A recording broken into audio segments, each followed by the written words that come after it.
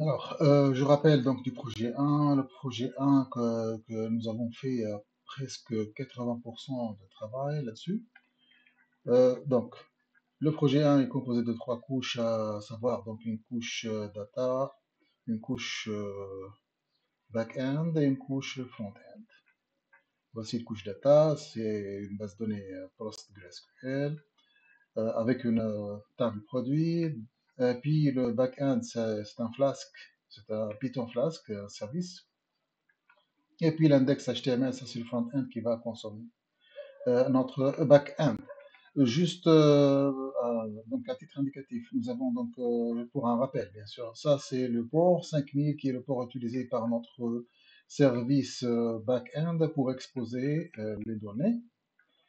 Et voilà, donc ça c'est également, ça c'est localhost. Dans ce cas-là, étant donné que nous sommes en local, on teste donc en local, mais on peut, comme je vous ai montré dans la séance précédente, nous pouvons changer, substituer le localhost là pour le front-end par l'adresse IP où se trouve où est consommé donc l'index.html. Ça peut être l'adresse IP publique de la machine EC carré. Euh, voilà. Donc là, on peut le laisser bien sûr comme localhost également. Si en fait l'index ou le front-end existe ou coexiste avec le même service, tel que nous avons vu au niveau de VM, le déploiement au niveau de VM. Donc, c'est le code. Donc, là, nous passons donc à milestone 2.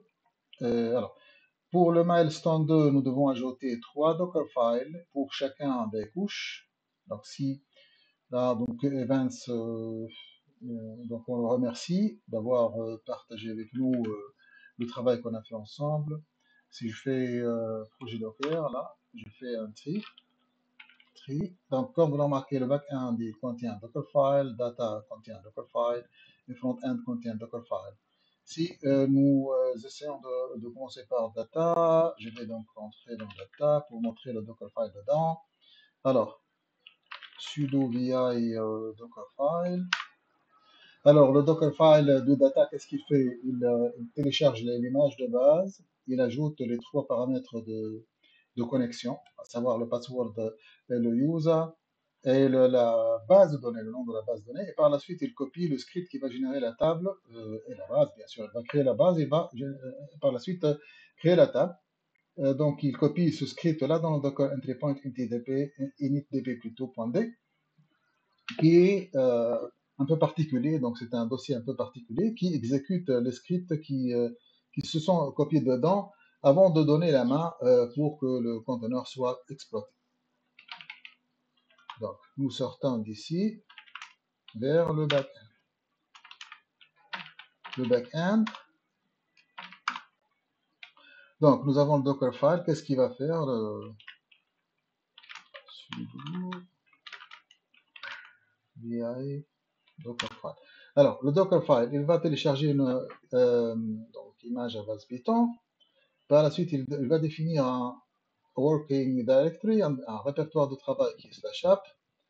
Il va copier dedans les requirements qui sont les bibliothèques. Donc, à savoir, nous avons trois bibliothèques dans ce cas-là. Le Corse, c'est indispensable, il faut l'installer. Et il y a un driver de Postgres également. Et le Flask, qui est ça permet au Python de créer des services web. Voilà. Et puis, nous allons donc installer les requirements. Tous les requirements sur la bibliothèque doivent être installés. Par la suite, on va copier le code principal, donc c'est le code de notre service, toujours vers le hub. Et puis, on expose le service via le port 5000. Donc, dès que le conteneur soit créé, nous allons exécuter Python appy pour monter ou pour faire tourner le service. Donc, ça, c'est pour le Dockerfile, donc du back-end. Pour le front-end maintenant. Front-end. C'est le plus simple en fait. Sudo vi Dockerfile, voilà. Donc, il va télécharger une image Apache 2 et par la suite, il va copier index.html qui contient le script HTML plus JavaScript plus CSS qui nous permettra d'exploiter le service via une interface web, tout simplement. Donc, il va copier plutôt l'index HTML, il va le coller au niveau de cet endroit-là. Bien évidemment, cet endroit ou ce schéma, on l'a obtenu à partir de la documentation de Apache 2, comme on l'avait vu déjà dans la séance. Donc, ça, c'est, hop, je dois sortir, voilà. Maintenant, si je me mets à la racine, je trouve que le Docker Compose, il doit être mis à la racine. C'est au même niveau que le project backend plutôt, data et front-end. Je vais vous dire pourquoi. Si je fais un sudo vi Docker Compose, ou peut-être là, ça sera mieux d'ouvrir une session, une nouvelle session. J'ai déjà une session, donc c'est bon. Alors, je vais faire je vais mettre ça ici. Là, je vais faire un sudo vi docker compose.ym. Et là, je vais faire un split des deux terminaux. Comme ça, vous pouvez suivre à l'aise. Là, c'est bon. Et ça, c'est le minuscule. Et ça, c'est la cinquième. Alors, là, c'est la cinquième.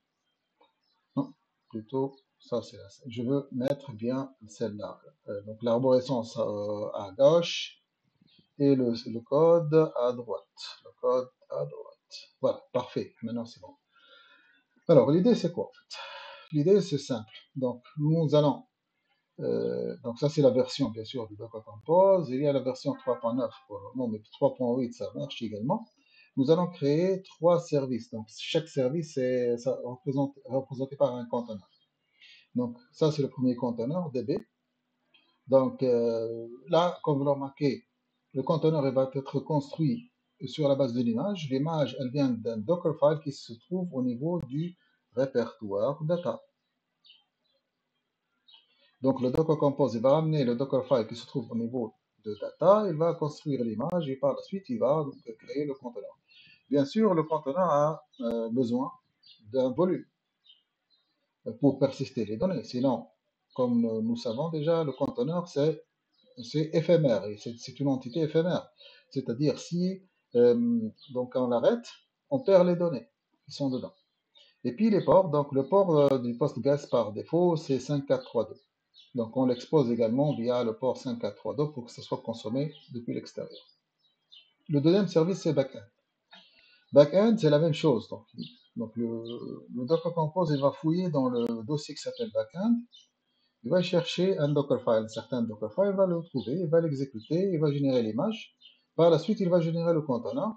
Donc, nous allons prendre en considération nous allons prendre plutôt en considération donc, les quatre paramètres suivants. DB, ça c'est le nom du host, et ma boutique, et ça c'est le nom de la base de données. Postgres et Postgres sont respectivement le nom de l'île et le password. Ça c'est donc on les nécessite dans la chaîne de connexion pour nous connecter à la base de données pour que le backend puisse donc manipuler les données au niveau de la base de Postgres. Et puis là, ce conteneur backend, il dépend du conteneur DB. C'est pour cela que nous avons ajouté ça. Bien évidemment, le backend, en fait, il expose les données via le port 5000. Et on va faire le sortir vers le monde extérieur, bien sûr, via le port 5000 également. Le troisième service, c'est le front-end. C'est notre fameux index.html hébergé au niveau d'un Apache, un serveur Apache. Donc, c'est la même chose. Donc, le Docker Compose, il va fouiller dans le fichier, plutôt dans le dossier front-end, il va trouver qu'il y a un Dockerfile, il va l'exécuter, générer l'image et par la suite générer le conteneur. Bien évidemment, ce conteneur-là, il dépend de back-end. C'est pour cela que nous avons ajouté depends on back-end. Et le port, donc par défaut, il s'agit de web, donc en fait, il sert les données via le port 80.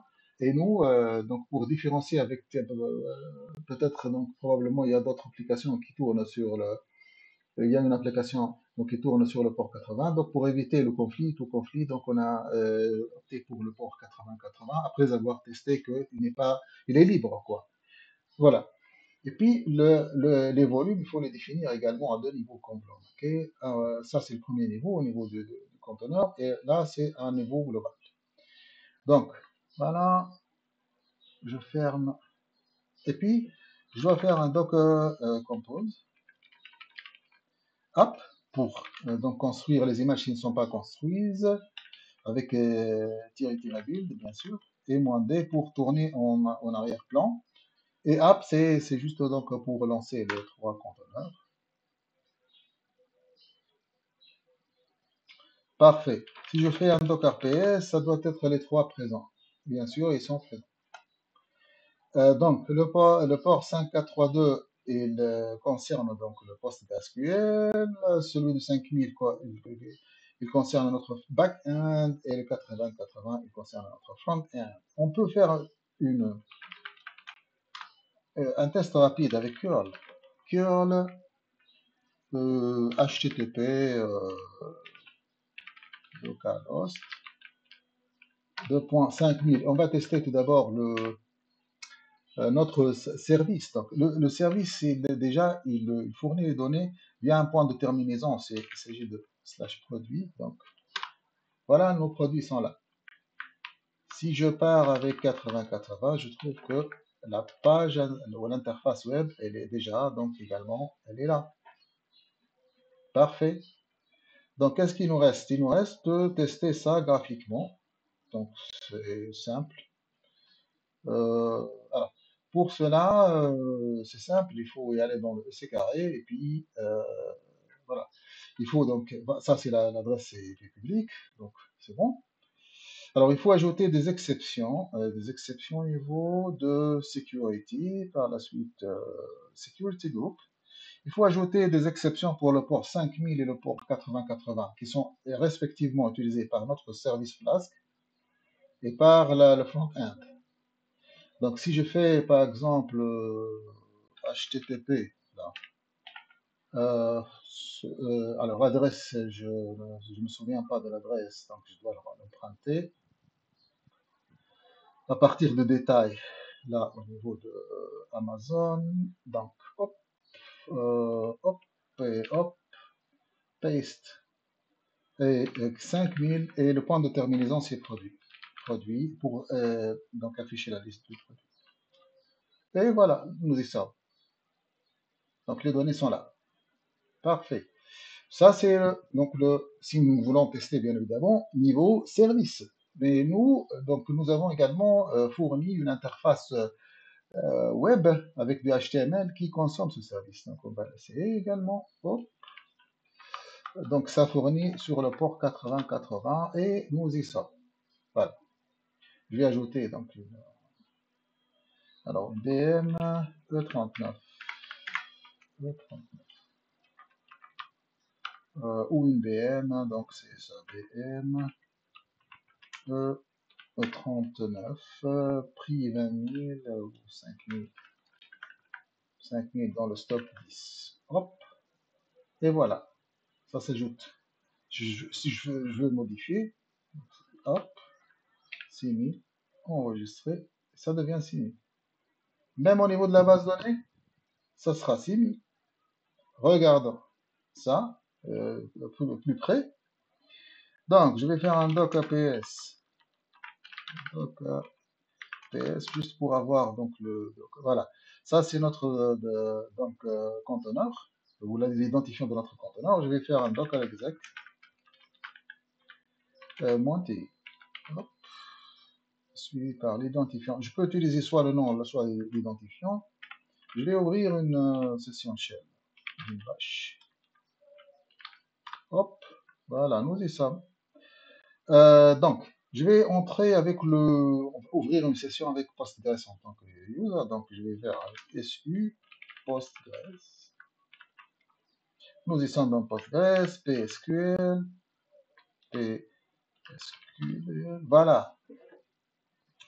Je vais faire un anti/L pour lister les bases. Donc, on trouve que ma boutique est là. Je vais me connecter à ma boutique. Donc, ma boutique. Ça, c'est du Postgres. Il faut avoir une expérience avec la ligne de commande Postgres dans ce cas. Donc, voilà, nous sommes connectés à la base de données. Select étoile from produit, c'est le nom de la table, point virgule, et voilà, c'est 6000, comme vous le remarquez. Donc tout est bon.